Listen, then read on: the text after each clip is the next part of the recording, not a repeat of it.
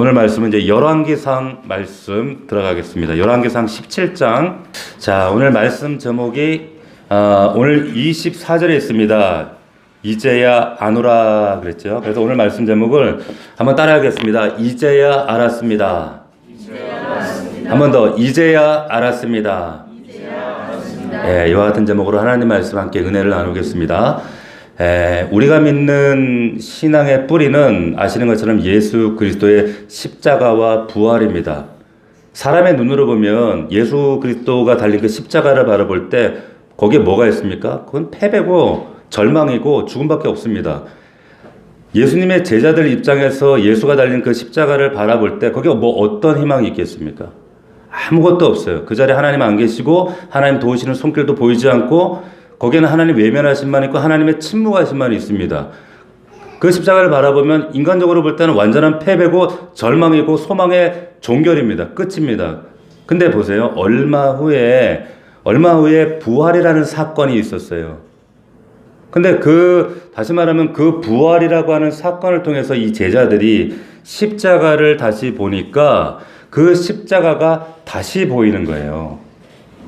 다시 들여다 보이는 겁니다.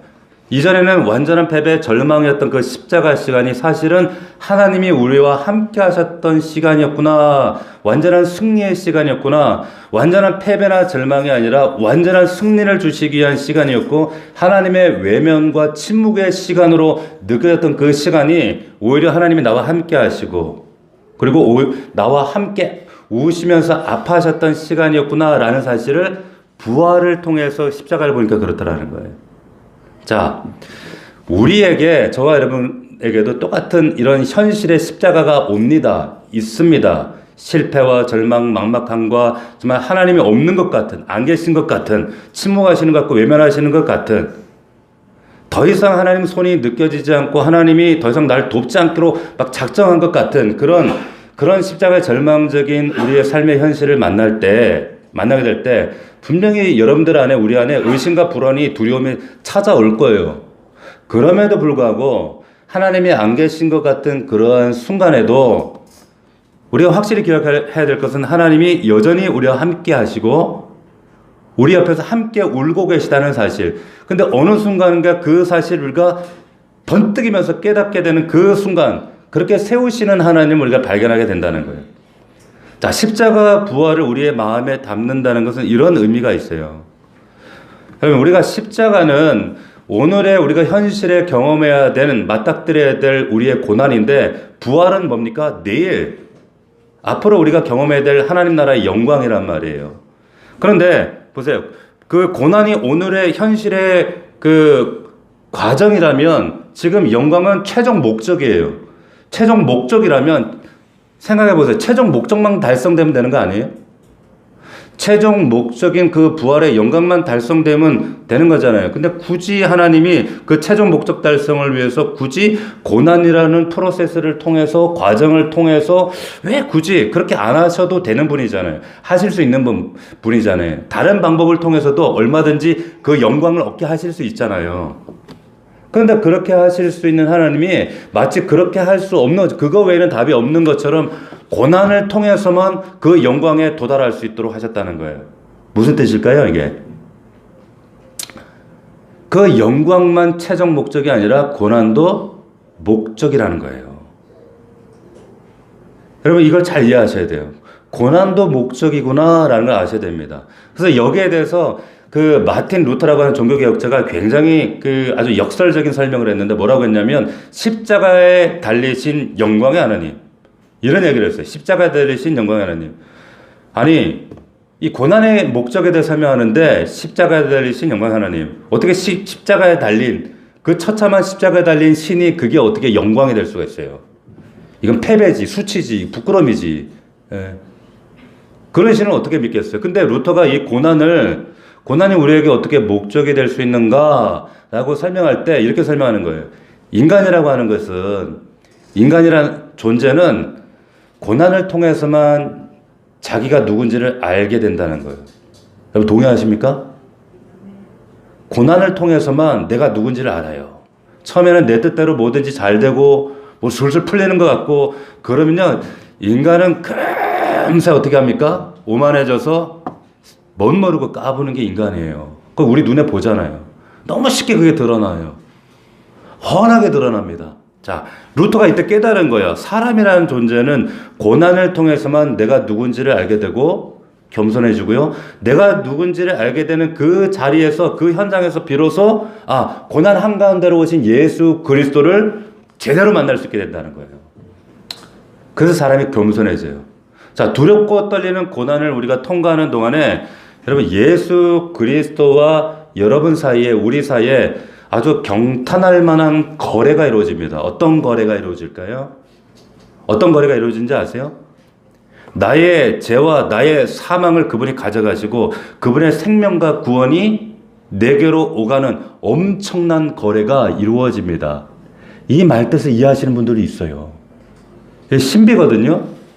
고난을 통해서만, 고난이라는 시간을 통해서만 이런 사건이 이루어져요. 자, 그런 견지에서 오늘 말씀을 이제 들어갈 텐데, 오늘 말씀이 좀 길었어요. 그죠? 스토리입니다. 근데 여기에 보면 욕심과 교만에 빠져 있는 이 이스라엘 백성들을 하나님이 깨우기 위해서 뭘 보내셨어요? 가뭄을 보냅니다. 가뭄을. 이스라엘 땅 가운데 가뭄을 보냈는데, 가뭄이라는 고난을 보내셨는데, 이 가뭄은 뭐예요? 물이 없다는 거예요. 물이 없다? 물은 뭘 상징해요? 생명이 없는 거예요. 생명이 고갈됐다? 생명 없다? 죽음을 상징합니다. 근데 이스라엘에게 하나님이 이 가뭄을 보내셨다라고 하는 것은 어떤 의미냐면, 지금 이들이 죽음의 위협을 느끼면서 이제 살기 위해서 하나님께로 돌아오려는 하나님의 긴급 조치가 이 가뭄인 거예요. 니네 정신 차려. 그래서 가뭄을 보내십니다. 근데 한번 생각해 보시겠어요? 지금 그 땅 이스라엘 가운데 이 가뭄이 있을 것이다. 하나님의 이 말씀을 대언하는 그 선지자 엘리야. 근데 엘리야의 입장에서 볼 때 엘리야만큼은 가뭄에 속하지 않도록 하나님 좀 열애해 주셔야 되는 거 아니에요? 어떻게 이엘리야는 마르지 않는 샘물 가운데 그 삶에 함께 있어서 봐라, 나는 이 가뭄 당하지 않는다라고 하면서 막 샘을 이렇게 좌지우지하는 그런 은혜 가운데 살아야 될 거 아니에요. 그런데 그렇게 안 하세요. 안 하시고 이 엘리야도 그 이스라엘 백성의 고난의 한 복판에 거하게 하십니다. 우리가 보통 사람들이 이런 식으로 얘기한단 말이에요. 뭐라고 하냐면, 야, 생각해봐. 가난하고 병든 사람들에게 전도하려고 하는데, 야, 복음 전하는 사람이, 예수 믿는 사람이 가난하고 병들면 그게 무슨 말빨서겠냐? 그 무슨 힘이 서겠냐? 이런 얘기 들어보셨어요? 안 들어보셨어요? 들어보셨죠? 제가 실제로 어떤 권사님이 전도하러 가는데 저한테 그럽니다. 이곳이 비싼 캐딜락 차로 가면서, 목사님, 제가 전도하는 사람이 이런 좀 수준 있는 사람들인데 이런 차를 타고 가야 전도가 맥혀 이러더라고. 제가 저거 큰일 났네, 저 권사가 이랬어요. 여러분, 세상 사람들 논리가 그래요. 힘의 논리, 세상 성공주의 논리 속으시면 안 돼요. 그거 아니에요. 복음은 그렇게 전달되는 게 아니에요. 서초동에 강남에 있는 사람들을 전도하려면 강남에 수천억짜리 교회 지어야, 아니 강남 사람들이 이야 이러면서 예수 믿을 거 아니냐? 너 복음은 그런 식으로 힘의 논리, 성공주의, 승리주의, 이게 우리가 거기에 길들여져 있어서 그래요. 혹하시면 안 된다는 거예요. 병 없고 가난하지 않고 우리가 부여해야지, 그런 사람들한테 우리가 말빨 선다? 천만의 말씀. 여러분, 예수님이 우리를 구원하실 때 그의 부유하심으로 우리를 구원하신 게 아니라 그의 가난해지심으로, 그의 십자가의 고난의 그 현장을 통해서 우리를 구원하셨다는 것. 아멘입니까? 여러분 보세요.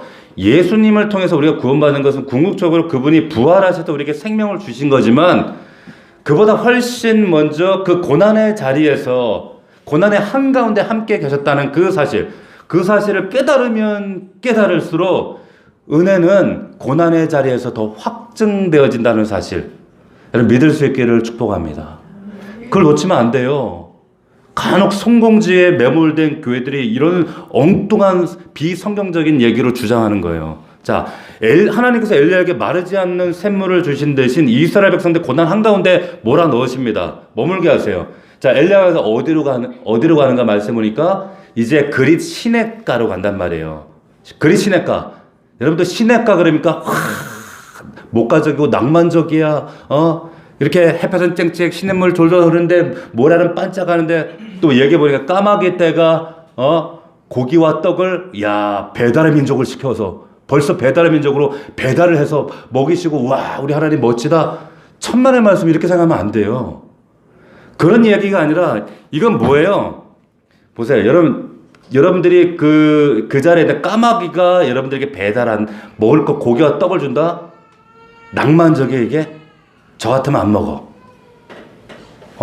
여러분 성경에서 까마귀는 가장 부정한 동물 중에 시체 뜯어먹는 게 까마귀예요.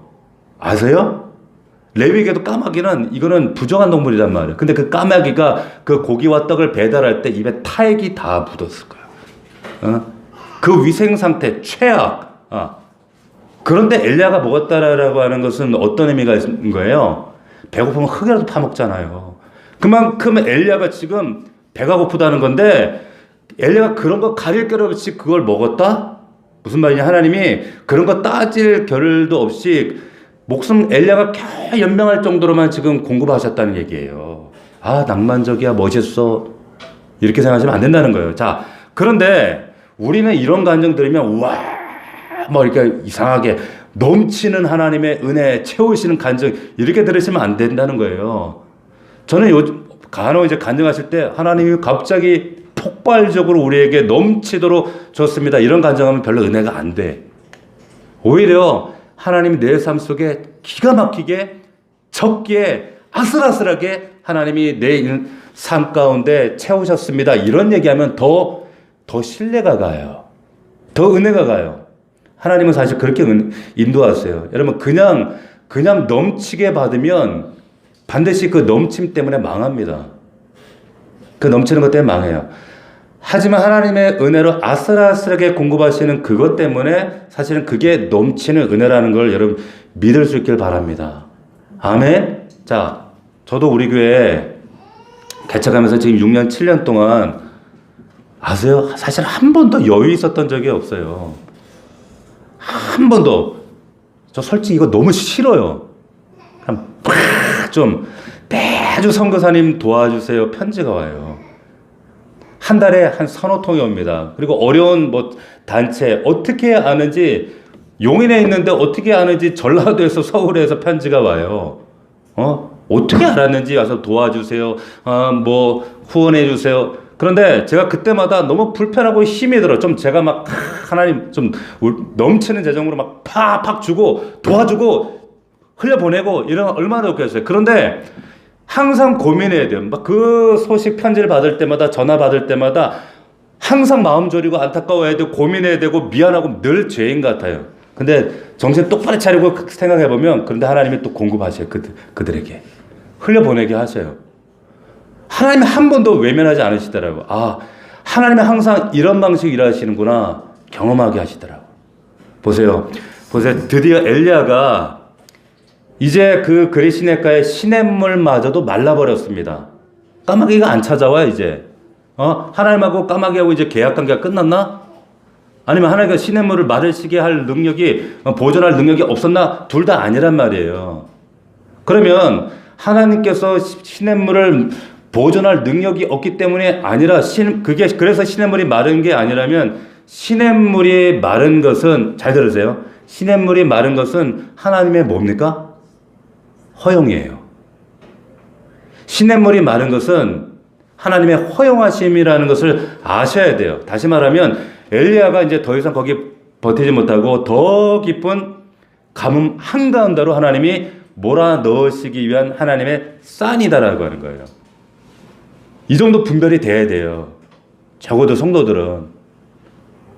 자, 그러면 이제 그 다음에 엘리야가 간 곳이 어디라고요? 그리시네가에서 어디?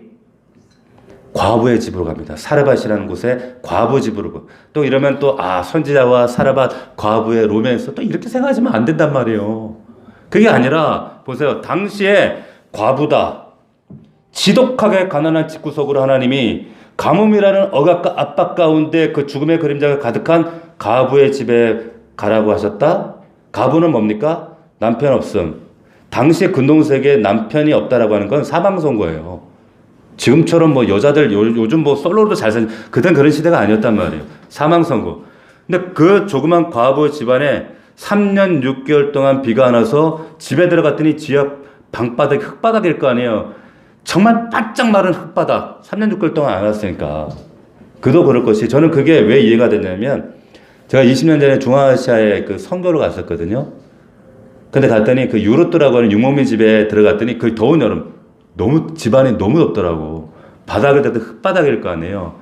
근데 비가 안 오니 건조하니까 얼마나 덥고 고통스럽 그 집안이 메마른 흙바닥에 물기라는 눈곱만큼도 찾아볼 수가 없는데 그 황량한 건조감 피부에 있는 수분을 쫙쫙 빨아들이는 것 같아 막. 근데 그런 집이에요. 그런 집으로 하나님이 보내시는 거예요. 그게 과부의 집이란 말이에요.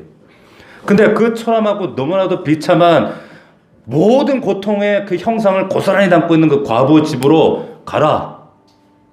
그리로 가라 하시는데 게다가 자 9절 말씀에 보면 뭐라고 되어 있냐면 9절 말씀에 너는 일어나 시돈에 속한 사르밧으로 가서 거기 머물라 그랬어요.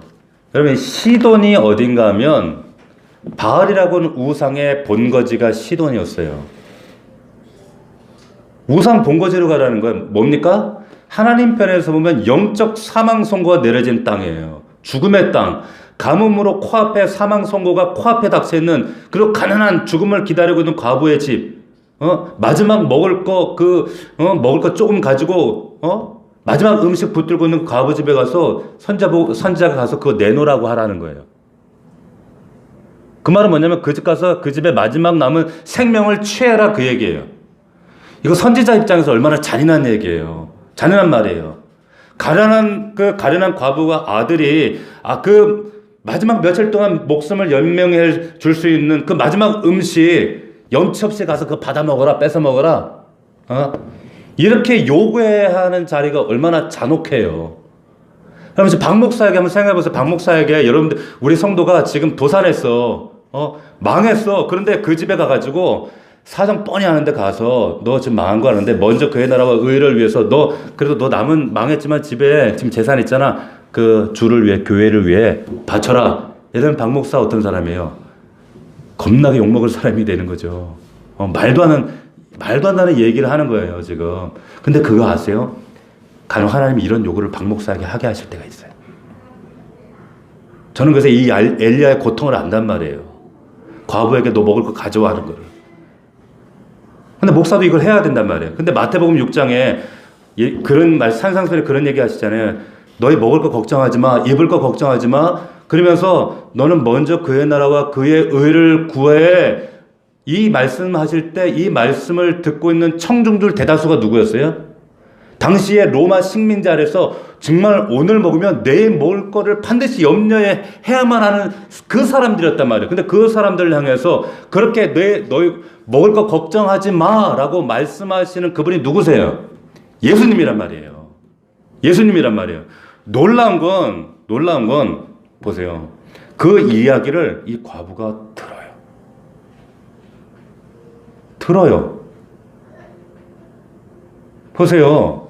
놀랍게도 순종합니다. 여러분, 순종이라는 것은 여러분 들을만 해서 순종할 만해서 하는 순종은 순종이 아니에요.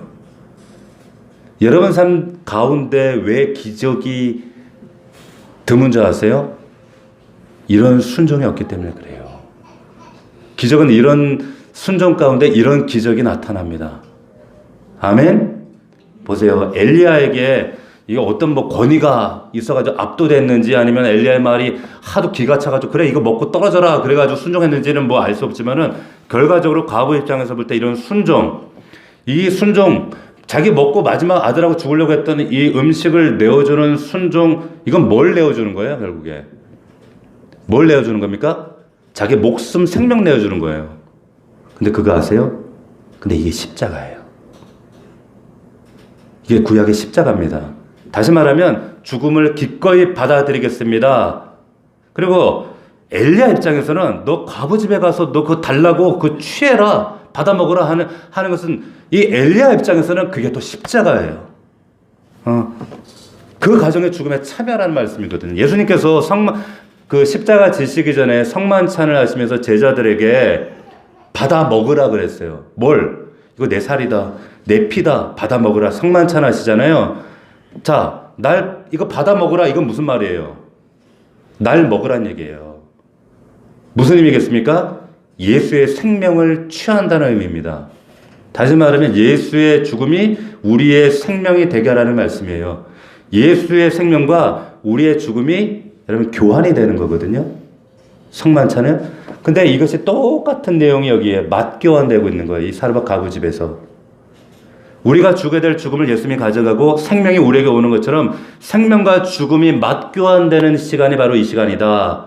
자, 이 자신의 생명을 지켜줄 음식을 내어주는 것, 다시 말하면 과부가 죽음을 기꺼이 받아들이는 이 과정과 이 순종을 통해서 그리고 선지자 입장에서는 그 엄청난 처절한 요구를 해야 되는 그 혹독한 고통을 감수하는 엘리야 입장에서, 그런데 그 사건을 통해서 생명과 죽음이 맞교환되는 그 자리를 통해서 어떻게 돼요?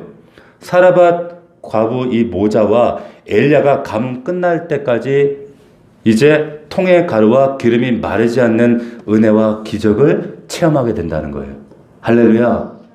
여러분 이 원리를 잘 이해하셔야 돼요.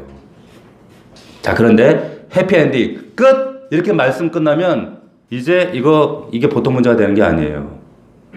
여러분 아시는 것처럼 얘기가 여기서 안 끝나요. 그죠? 어떻게 이어집니까? 왜 얘가 더 진행되냐면 그 다음에 어떤 사건이 있었어요? 아들이 죽잖아요.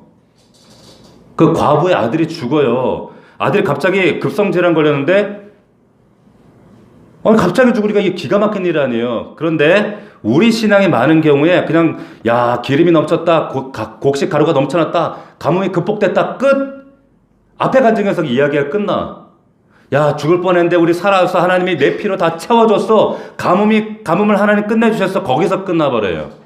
그런데 거기서 우리의 신앙 간증이 끝나기 때문에 이스라엘 재앙도 거기서 끝나버렸기 때문에 얼마 안 가서 바알 앞에 가서 또 엎드리고 있는 거예요. 무릎 꿇고 있는 거예요. 거기서 끝나시면 안 된다는 거예요. 잘 들으세요. 여기서 끝나시는 분들이 많이 있단 말이에요. 하나님 나에게 이런 은혜 줬네, 기적을 줬네, 할렐루야, 끝, 해피엔딩. 끝나기 때문에 다시 세상 앞에 바알 앞에 엎드린 겁니다. 자, 그래서 하나님께서 다음 사건을 연장해서 또 하나의 사건을 일으켜서 메시지를 주시는 거예요. 그게 뭡니까? 아들을 죽입니다. 아들을 죽여요. 근데 아들을 죽이고 나니까 드디어 이 여자의 믿음의 실체가 드러납니다. 여러분의 믿음의 실체도 하나님 이런 방식으로 드러나게 하셔요. 어떻게 합니까? 이 여자가 엘리야를 원망하죠. 원망한단 말이에요. 출애굽한 백성들이 3일 지나서 하나님 그 홍해가 갈라지는 거 보고도 하나님 원망하듯이, 우리가 금요일날 말라기 말씀을 나누고 있지만 말라기 시대 백성들, 이스라엘 백성들이 하나님 7번씩 하나님 나 언제 사랑했는데요? 하나님 정의 하나님 뭐 이래? 하나님 살아계시면 이럴 수가 있어요. 막 삿대질합니다. 똑같아요. 과부가 하나님을 원망합니다. 원망해요. 왜 그런가 하면 이 과부가 이렇게 생각한 거예요. 앞에 얘기한 것처럼 이 과부가 있는 동네가 시돈이에요. 이렇게 생각했던 거예요. 그 시돈 땅에 바알이 강성하고 바알이 통치하는 지역인데 자기 집에 이 바알 신의 원수인 여호와의 사자가 자기 집에 왔기 때문에 바알 신이 진노해서 그래서 내 아들 죽었다. 그래서 원망하는 거예요. 당신이 우리 집에 와가지고 바알 신이 진노해서 내가 괜히 우리 아들 죽었다고 원망하는 겁니다. 보세요. 이 여인의 믿음의 과정을 잘 보세요. 구원의 과정을 잘 보십시오. 사르밧 과부가 마지막 음식을 하나님께 드리는 이 사건을 통해서 분명히 이 여인은 알았어요. 하나님 체험했어요. 그리고 들어서 알게 됐고 그리고 믿었단 말이에요. 믿음이 출발됐어요. 이렇게 되신 분 많아요. 그런데 확실히 믿은 거 아니라는 거 이때. 여러분들이 이 길을 그대로 따라가셔야 됩니다. 이제부터 여러분 좀 잘 들으시면 좋겠어요. 엘리야가 이제 즉시 죽은 아이 위에 자기를 포개고 부르짖어요. 자, 마지막 음식 먹고 굶어 죽으려고 할 때 그 집을, 그 가정을 살려주셨던 하나님께서 그 아이 병들었을 때 살려주실 수 없는 하나님이에요? 살려주실 수 있잖아. 굶어 죽으려 했던 그 가정 살리시면 그 병든 아이도 죽기 전에 살리실 수 있는 하나님이시잖아요. 그런데 죽었잖아요. 그러면 이 죽음에는 뭐가 있는 거예요? 다른 의도가 있는 거예요. 하실 수 있는데 안 하셨다는 것은 그 죽음에 다른 의도가 있구나. 자, 엘리야가 이거를 딱 간파했어요. 어떻게 합니까? 아이 눕혀놓고 그 위에 자기를 포개입니다. 그리고 아이의 죽음과 자신의 생명이 맞교환되기를 원하는 퍼포먼스를 하는 거예요. 3번씩이나. 아까도 말씀드렸어요. 생명이 맞교환되는 거예요. 죽음이. 그때 내가 죽더라도 이 아이가 살기를 바라는 행동을 열망하면서 하나님께 부르짖어요. 여러분 어떻게 이런 행동이 가능할까요? 어떻게 자기 생명을 내어주는 이런 퍼포먼스, 이런 결단이 가능한가? 내가 죽어서라도 이 아이 살았으면 좋겠다는 거예요. 어떤 사람이 이렇게 가능한가? 여러분 은혜 받은 자가 이런 행동이 가능해요. 은혜는 그래서 책임입니다. 은혜 받은 사람은 반드시 이런 책임에 따라와요. 여러분 우리가 요호사 말씀을 금요일날 나눴습니다. 올해 한 달 전쯤에. 그때 여러분 이스라엘 12지파가 이제 가나안 정복하기 위해서 요단 강을 건너는데 동편에서 이제 건너가는데 제일 앞에 섰던, 물론 법궤가 맨 앞에 서고 이제 백성들이 진군에 들어갈 때 맨 앞에 섰던 지파가 있어요. 그 지파가 누구예요? 공부 열심히 하신 성도는 알아요. 누구? 루벤, 갓지파, 므낫세 반지파. 이 세 지파가 맨 앞에 섭니다. 선두에 선단 말이에요. 전장에 나가는데 맨 앞에 선다는 건 선두에 선다는 건 무슨 말이에요? 제일 먼저 날아오는 화살 맞는다는 얘기예요. 적군에 가장 먼저 칼에 찔리고 창에 찔려 죽는다는 거. 선두는 뭐예요? 죽음이라는 자리, 죽음의 자리예요. 그 자리에 서고 싶겠어요? 서기 싫겠어요? 싫지요. 아마 안 서려고 했을 거예요, 이들도. 그런데 이 사람들 굳이 안 서도 돼요. 왜? 이 사람들이 가나안 땅 요단강 건너기 정복하기 전에 이미 길앗 땅을 이미 이 사람들은 다 분배 받습니다. 가나안 땅이 아닌 기름진 길앗 땅을 이 사람들 다 분배 받았어요. 그러니까 내 거 확보됐어. 자기 땅 확보됐어. 굳이 안 건너가도 돼. 그럼에도 불구하고 선두에 섰다는 건 뭐예요? 은혜는 책임이라는 거예요. 은혜 받은 자는 책임이다. 그러니까 이 사람들은 자기 개인적인 욕망에 꿈을 꾸는 사람들이 아니었다는 거예요. 여러분 잘 들으십시오. 내 개인 꿈을 꾸는 사람은, 하나님 앞에서 내 개인 꿈만을 욕망하는 사람들은 나라가 어떻게 됐든, 이 나라 민족이 어떻게 됐든, 교회가 어떻게 됐든 아무 관심 없어요. 나만 잘 되면 돼. 예. 그러나 하나님 나라와 의와 공동체의 꿈을 꾸는 사람들은 내 꿈이 이루어지지 않은 상태에서, 하나님 나라의 교회와 공동체와 교회의 꿈이 이루어지지 않은 상태에서 내 것만 주장하지 않는다는 거예요. 그래서 은혜는 책임이라는 거예요. 루벤, 갓지파, 므낫세 반지파. 그래서 이 사람들은 자기 꿈을 꾼 사람이 아니라는 거예요. 하나님 나라의 꿈을 꾼 사람들이고, 그래서 은혜는 책임이라는 거. 내 평안과 내 만족만 구하는 자들이 아니다라고 하는 거. 엘리야가 죽은 아이를 자기가 대신해서 죽으려는 이런 행위를 할 이유가 없어요. 살려달라고 할 이유가 없어요. 자, 그런데 이런 행동으로 아이가 살아납니다. 엘리야가 보세요. 이게 왜 여러분 중요한가 하면 이 가정이 사는데 사르밧 가부가 이 놀라운 사건을 경험하자 이제 비로소 이런 고백을 하는 거예요. 24절 보세요. 다시 한번. 24절에 우리가 읽었던 마지막, 우리 다시 한번 오늘 말씀의 제목을 다시 한번 상기하면서 같이 읽습니다. 시작. 여인이 엘리야에게 이르되 내가 이제야 당신은 하나님의 사람이시요 당신의 입에 있는 여호와의 말씀이 진실한 줄 아노라 하니라. 아멘. 아멘. 보세요. 내가 이제야 말씀이 진실한 줄 아노라. 이제야 알았습니다. 오늘 말씀 제목이요. 이제야 알았습니다. 이렇게 고백하고 있는 거예요. 여러분 이걸 잘 생각하셔야 돼요. 그러면 이제야 알았다. 그 뜻은 지금까지는 하나님 말씀인지 모르고 하나님 살아계신 거 몰랐다는 그 말이에요? 그 말 아니에요. 그 말이 아니라 알았어요. 이전에도 그 하나님께서 통에 기름과 그 가루가 생기는 그 기적을 맛봤을 때 알았어요. 근데 제가 반복적으로 역설적으로 말씀드리지만 그때는 알았지만 몰랐던 거고 믿었지만 믿은 게 아니었다는 거예요. 그때는. 무슨 말인가 하면 여러분 사르밧 가부가 가지고 있었던 믿음, 그러니까 여러분 아기가 죽기 전에 가지고 있었던, 아이 죽기 전에 가지고 있었던 그 믿음은 어떤 믿음이에요? 어떤 믿음입니까? 통의 가루와 병의 기름이 날마다 새롭게 채워지는 은혜를 경험하는 믿음이었어요.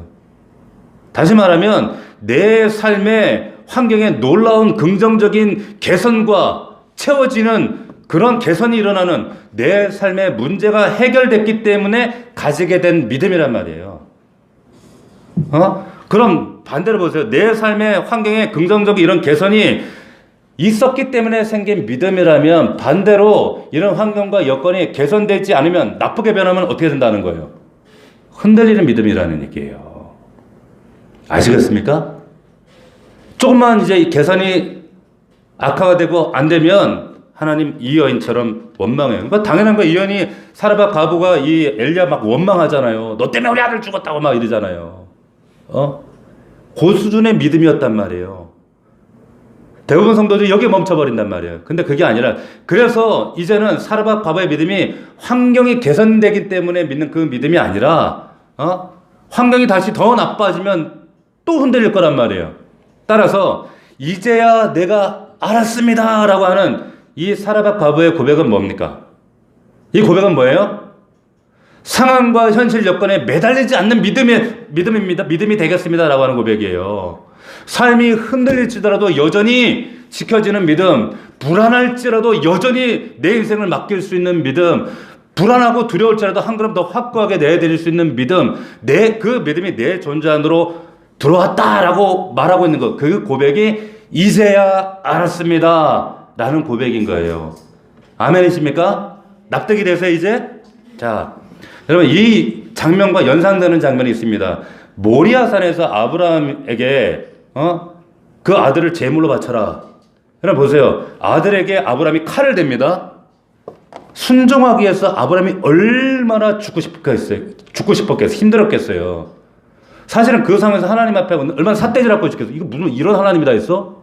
왜 이런 불합리하고 말도 안 되고 억울한 이상한 명령 내리는 하나님 내가 믿어야 돼? 얼마든지 삿대질할 수 있잖아요. 그런데 하나님 앞에 그 하나님 순종의 길을 아브라함이 갑니다. 순종의 길을 가요. 그리고 그 아들에게 칼을 들었을 때 그때 하나님이 뭐라고 하시냐면 사르밧 과부가 고백했던 그 고백을 하나님이 똑같이 하세요. 창세기 22장에 이런 고백을 하세요. 내가 이제야 네가 나를 경외하는 줄 아노라. 이제야 아노라 이 얘기를 하세요. 여러분 여기까지 가셔야 된단 말이에요. 근데 모리아산에 올라갔다 내려가고 모리아산에 내려갔다 이래. 보세요. 여러분 잘 생각하셔야 돼요. 그럼 하나님이 아브라함이 이전에는 하나님 경외하는 줄 몰랐다는 그 말이에요? 그 말이 아니에요. 하나님 아셨어요. 어떻게 아셨습니까? 창세기 15장에 보면 아브라함이 여호와를 믿으니 이를 의로 여기심에 이런 말씀이 있어요. 알아요. 경외하는 거. 그런데 이제야 알게 되었다. 알았다. 이거 무슨 말씀 하시는 거예요? 무슨 말입니까 이게? 이제야 아브라함이 두렵고 막막하고 떨리는 상황에 있을지라도 이해할 수 없어서 화가 나고 이해할 수 없어서 막 분노가 일어나고 이해할 수 없어서 하나님 삿대라지고 싶고 우리 현실이 흔들리는 그런 상황에 빠질지라도 결국은 하나님 말씀 그 말씀이 더 옳습니다. 그 신실하신 하나님 에메트 하나님 나는 믿습니다. 사랑의 하나님 믿습니다. 그 말씀을 선택할 자가 되었다는 것. 이게 아브라함의 자기 확신이 아니라 하나님의 통찰 안에서 하나님이 인정하셨다는 게 이제야 아노라라고 하는 거예요. 할렐루야. 아시겠어요? 우리 넘치는 교회 성도들이 하나님의 이 선언을 이 인정받을 수 있는 우리 성도들 될 수 있기를 주의 이름으로 축복합니다. 그러니까 이제 알게 됐다는 건 뭐예요? 알았다. 그동안도 분명히 알고 믿었는데 이제 안과 믿음이 이제 더 이상 어떤 격렬한 흔들림 가운데 흔들림이 있을지라도 부서지지 않을 믿음으로 섰다라는 의미를 담고 있는 거예요. 이제 알게 되었다라고 하는 그 시간, 이제는 그 시간에 그 믿음이 내 현실 안에 내 뼛속 세포까지 이게 각인되어져서 그런 놀라운 역사. 근데 그 역사가 언제 이루어진다고요? 아까 얘기했잖아. 죽음과 생명이 맞교환될 때. 예? 여러분들이 죽음을 통과할 때, 고난의 시간에 죽어도 괜찮아. 왜? 왜? 죽음보다 더 큰 하나님의 신실하심과 하나님의 선하심과 하나님의 은혜가 있다는 것을 확고하게 믿어지는 그 시간에 이런 맛교환이 일어나요. 할렐루야. 보세요. 여러분, 아브라함이 아들 이삭을 그 죽음 제단에 올려서 칼을 딱 들 때, 그때 사실 이삭이 죽은 게 아니라 아브라함이 죽은 거예요. 생각해 보세요. 자기 아들을 죽일 때 먼저 자기 아버지가 죽는 거예요. 어떻게 자기가 죽지 않고 눈 뜨고 아들을 죽일 수 있겠어요? 그때 생명과 죽음이 맞교환되는 거예요.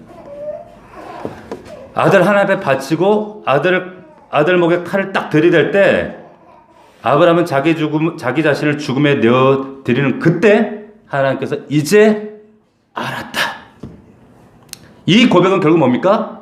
자기 자신을 내어주는 이 아브라함의 고백은 결국 이건 하나님의 고백이 아니라 하나님의 통찰 가운데 아브라함의 고백이 되는 거예요. 할렐루야. 자, 오늘 본문으로 돌아와서, 자, 이런 엘리야의 자기 희생적 생명을 맡겨놓은 이런 퍼포먼스를 통해서 아이가 살아났을 때 사르밧 과부의 믿음이 그냥 과거의 믿음, 그냥 뭐 내 필요가 채워졌기 때문에 나 응답받았기 때문에 하는 그런 믿음이 아니라 이제 존재와 현실 속에서 자기 안에 각인되어지는 믿음, 그 믿음으로 성장하는 겁니다. 하나님 우리 성도들에게 이런 과정을 반드시 겪게 하셔요. 근데 이 사건이 이제 어디까지 연결되느냐? 18장 가면 우리가 읽지 않았지만 그 유명한 엘리야산 갈멜산 전투, 이제 바알 신하고 850대 1의 전투가 이루어지잖아요. 갔더니 이스라엘 백성들이 다 모였습니다. 누가 진짜냐? 바알이냐 하나님이냐 모여 있는데 이스라엘 백성들이 3년 6개월 동안 비가 안 왔으니까 뭐에 굶주려 있어요? 물에 굶주려 있잖아요. 3년 6개월 동안 물이 없으니 비가 안 와서 물 한 모금 얻기 위해서 사방팔방 뛰어다녀야 되고 물만 있으면 물 이러고 이제는 물이 전부가 됐어요. 물이 하나님이야. 물이 신이야. 완전한 사망. 물이 신이고 물만 있으면 된다고 물이 전부라고 믿고 있던 그 사람들 앞에서 엘리야가 진짜 말도 안 되는 퍼포먼스를 합니다. 어떻게 해요? 하나님의 제단에 물 12통을 퍼다가 어디서 그런 물이 났는지 모르겠는데 그 가뭄에 물 12통을 갖다 부어요. 백성들 그 수십만 모인 우상 제사장들과 이방의 제사장들과 그리고 백성들 본 앞에서 물을 갖다 보니까 눈이 확 뒤집어지지 않겠어? 저거 미쳤네. 저거. 왜 그랬을까? 왜 그랬을까요? 너희가 지금 너희에게 전부인 것처럼 여겨지는, 너희에게 신처럼 여겨지고 생명처럼 여겨지는 이 물을 나는 하나님 앞에 허비한다. 하나님이 이 물보다 훨씬 중요한 분이라는 걸 모든 백성 앞에서 시위하는 거예요. 물을 갖다 부어요. 어떻게 됩니까? 갑자기 하늘이 깜깜해지고 3년 6개월 동안 오지 않았던 그 땅에 비가 쏟아지는 거예요. 할렐루야. 여러분, 이런 은혜가 있기를 원해요. 이런 은혜가 우리 윤지의 윤우에게, 우리 은서에게, 우리 청년들에게 있기를 원해요. 여러분, 말씀을 맺겠습니다. 여러분, 믿음이 현실과 존재 안에 새겨지는 시간은 언제냐면 죽음과 생명이 교차하는 거예요. 우리 인간입니다. 그래서 의심할 수 있고 불안할 수 있고 두려울 수 있고 흔들릴 수 있지만 이거 당연하게 우리 인정하고 넘어가야 돼요. 그런데 그 죽음의 고난의 자리에서 우리가 그것을 받아들이는 순간, 사실 내가 죽는 것이 아니라 그 예수가 죽으심을 믿는 순간 알게 돼요. 이제야 알았습니다. 라는 믿음으로 가는 거예요. 그 믿음으로 가는 그 순간에 그 믿음이 세상을 바꾸고 여러분 가정을 바꾸고 나를 바꾸고 우리 자녀를 바꾸게 되는 거예요. 아멘. 내 삶 가운데 여러분 왜 비도 이슬도 사라진 왜 이런 가뭄이 왔습니까? 왜 왔을까를 생각해 보세요. 삶의 현실을 마주하면 이것 때문에 내 무너져 있고 주저앉아 있고 자기 화면에 빠져 있고 탄식하고 하나님 살아계시면 이럴 수 있냐고 그런 공고한 현실 가운데 고통 가운데 있는 답답한 내 모습 불안할 수 있어요. 그러나 그 앞서도 말씀드렸지만 그 고난은 최종 목적인 영광을 위한 과정이다. 그러면 결국 답은 어디 있습니까? 답은 어디 있어요? 죽으면 살 것이다 라고 하는 내 감정이나 자존감이나 어떤 두려움 불안보다 그것을 뛰어넘어서 더 크신 하나님을 내가 붙들 때 내가 이제야 아노라 내가 이제야 알았습니다 라는 이 고백과 함께 하나님 여러분들 삶 가운데 놀라운 은혜와 역사들을 이루실 줄로 믿습니다. 이 말씀이 여러분들에게 약속이 되고 간증이 되고 반드시 체험되어지는 놀라운 은혜가 있기를 주의 이름으로 축원합니다. 축복합니다. 아멘. 우리 기도하겠습니다. 이제야 알았습니다. 오늘 말씀 기억하십시오. 이 말씀의 스토리를 여러분들 꼭 기억하셔야 돼요. 말씀을 기억하고 생각하고, 그리고 여러분들 삶 가운데 지금 가뭄이라는 어떤 현실을 만났다면 물으십시오. 하나님 역사하여 주십시오. 그리고 이 고백이 내 영혼에, 내 현실에, 내 뼈에, 세포에 각인되는 고백이 되게 하여 주시옵소서. 이렇게 기도하십시오. 하나님이 기적을 베푸실 줄 믿습니다. 역사하실 줄 믿습니다. 오늘 말씀을 붙잡고 하나님 이 고백이 내 고백 되게 하옵소서. 하나님 도와주십시오. 함께 고백하는 저와 여러분들 되기 원합니다. 우리 함께 기도합시다. 살아계신 아버지 하나님 고맙습니다. 살아계신 주님, 말씀이, 영이신 이 말씀이 우리 영혼을 흔들고 이 말씀을 통해 우리를 살아나게 하시며 이 약속의 말씀이 우리를 하나님 나라까지 이 곤고한 현실 속에서 우리를 붙드시는 능력인 줄로 믿습니다. 살아계신 주님, 이제야 알았습니다. 이 고백 우리 성도들의 고백이 되게 하옵소서. 하나님, 사라밧 가부의 첫 번째 믿음처럼 단지 내 통에 가루와 병에 기름이 채워지는 그 믿음에서 내 삶이 개선되어지고 내 문제가 해결되었기 때문에 고백하는 그 믿음이 아니라 이제는 넘어서서 내 아들이 죽고 그보다 더한 현실이 있음에도 불구하고 살게 하신 하나님에 대한 흔들리지 않는 그 믿음 앞에서 이제야 알았습니다. 이제야 알았습니다. 이제야 살아계신 하나님이 살아계신 분임을 알았습니다. 그분이 나의 아버지이심을 알았습니다. 그 하나님이 나의 하나님이요 나의 아버지시요 사랑이심을, 진실하신, 믿을만한 신실하신 분임을 알았습니다. 고백할 수 있는 우리 믿음의 성도들 다 되게 하옵소서. 아버지 하나님, 우리 사랑 성도들 곤고한 현실, 어려움, 외로움, 정말 하나님 없는 것 같은 답답한 현실 가운데 이 고난이 저들의 영광을 위한 과정임을 믿게 하여 주옵소서. 하나님, 죽으면 살리라는 하나님의 약속의 말씀, 내 감정 자존심 하나님 십자가 뒤에다 못 박게 하여 주시옵시고 그 십자가 앞에 기꺼이 맡길 수 있는, 그래서 이 고백할 수 있는, 이제야 알았습니다 고백할 수 있는 우리 넘치는 교회, 우리 사랑하는 성도들이 다 될 수 있도록 도와주십시오. 아버지 하나님 함께하옵소서. 하나님, 오늘 약속의 말씀, 이 선포가 우리 영혼들, 우리 사랑하는 성도들 영혼 위에 삶 속에 뼛속까지 세포 속에 각인되어질 수 있도록 인도하여 주옵소서. 이제야 알았습니다. 이 고백이 저들의 고백이 되게 하여 주시옵소서. 예수님의 이름으로 기도하옵나이다. 아멘.